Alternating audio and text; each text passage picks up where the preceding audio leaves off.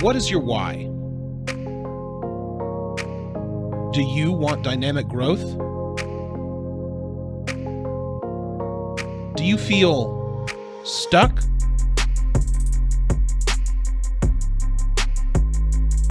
It's time to fix your why.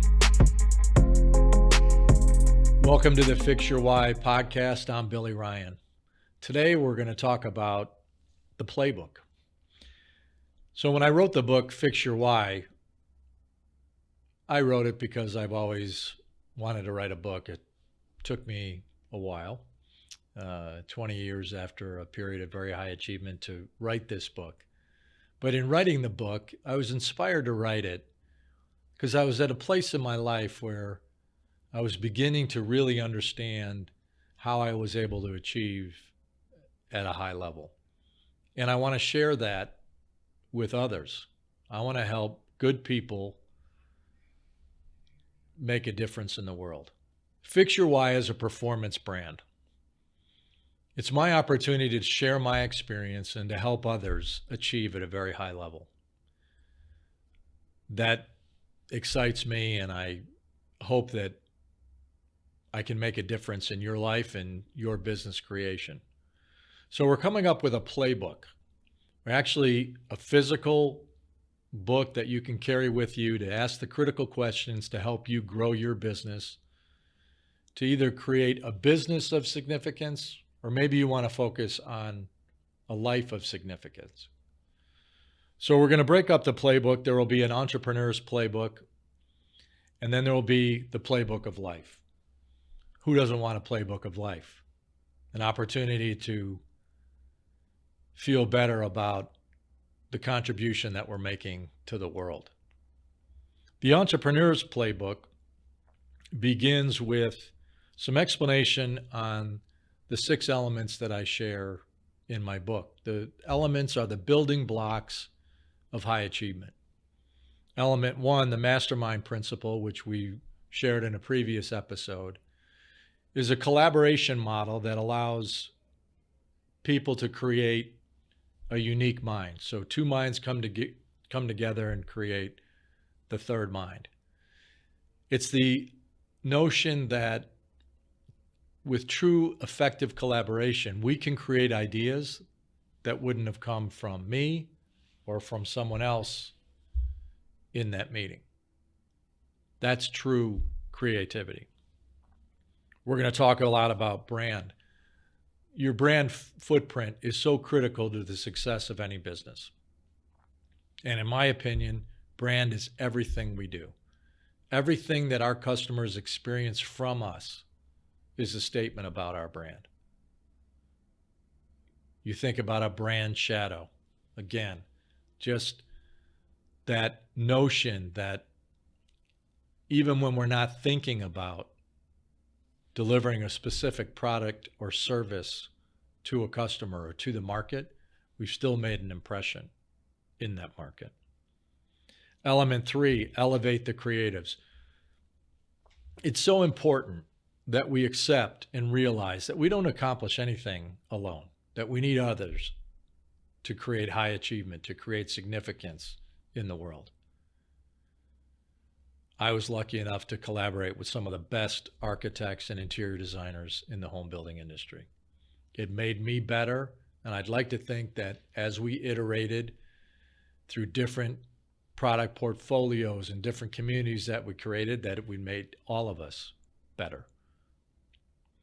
Element 4, break for renewal. This is the realization that every product that we design has a season. It will mature and become less impactful in the marketplace, requiring the need to innovate again. Every company, even big companies, struggle with innovation. You have to have a spirit of innovation. You have to realize that there is a product life cycle. And if you can innovate ahead of that maturation period, you're ahead of the marketplace. Element 5, you need to have an organizing framework. This is where the playbook will really help you differentiate. It'll force you to ask the right questions, the big questions that lead to differentiation and innovation. Element 6, sacrifice the urgent. I'm a big fan of journaling. And my strategic marketing plan was my business journal. I could not have created significance in my work life if I let the urgent rule my choices every day. You're always going to have urgent matters to attend to, but you have to be strong enough and clear of mind enough to differentiate the important from the unimportant. Now, the playbook of life. There's a lot that I learned as I grew my family's business.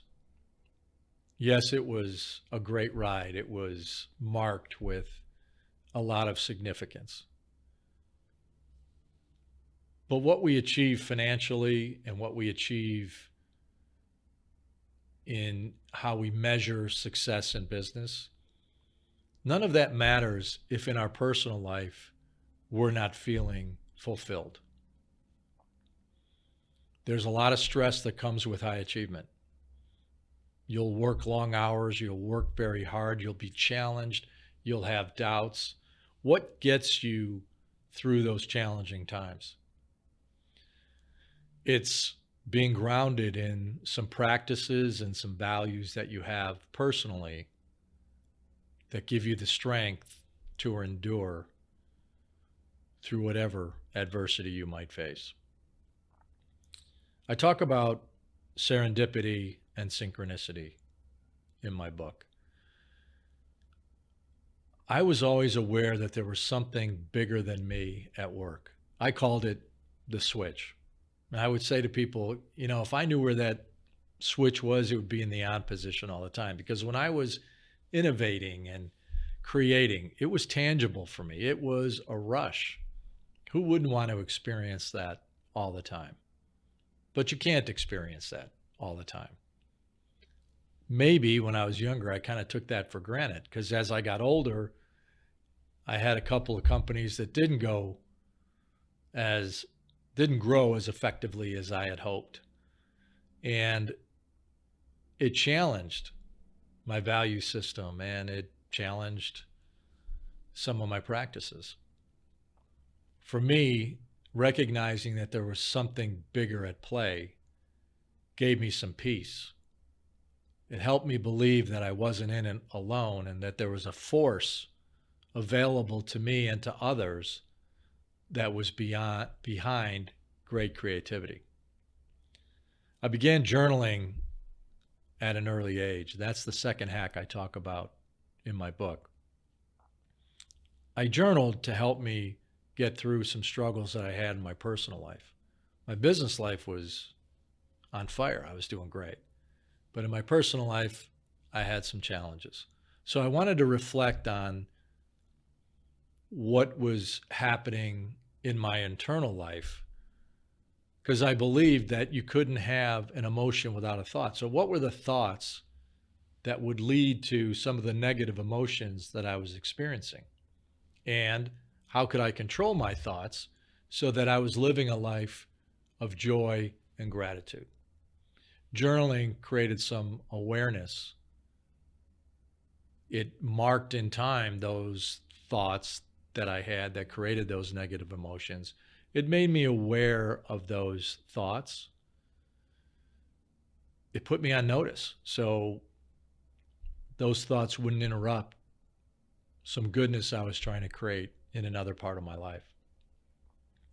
Hack 3, mindfulness. I spend a whole episode talking about mindfulness.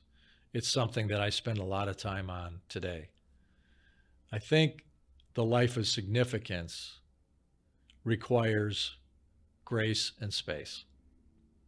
Grace to accept our imperfection, the space to slow down, to regenerate the energy you need to create, at new levels. It's not always easy to do either giving yourself grace or creating that space, but it's critical to high achievement. More importantly, it's critical to living a life of significance and to feel that you're enough. Hack 4 is the law of attraction. Now, we've heard a lot about the law of attraction from a lot of self-improvement people, and I'm not here to criticize anybody or to question its existence. For me, the law of attraction was stacking my whys. As I've said and I've explained in previous episodes, I had multiple initiatives every day that I was trying to advance in my company, that I knew if I was able to move the bar up on some of these initiatives, that it would give me a competitive advantage in the marketplace. And I couldn't help but attract good ideas, fresh ideas, new ideas. I was inspired when I collaborated with my team. I was confident in the belief that we would create something new because I've been able to do it before. That confidence, in my mind, attracted a lot of innovation. And finally, hack 5, intention. Intention is everything. If we want to accomplish at a high level, we have to be intentional about where we hope to take our lives or lead our companies. It doesn't happen without a clear intention. And so, as we talked about in a previous episode, best is more than just being the best at something. You have to be targeted and focused on specific and measurable goals. Intention will help you do that. And finally, in the playbook of life, you have to enjoy the ride. The joy of living is everything. Life is wonderful. Challenge, failure, not so wonderful, but it's part of life. So if you can account for that, if you can allow for that, and if you can be strong enough to accept that, you'll enjoy the ride each step of the way. So I'm excited as we prepare this playbook and make it available to our audience that listens and watches this podcast and that's read the book. Thank you for joining me on the Fix Your Why podcast. I'm Billy Ryan. Have a great day.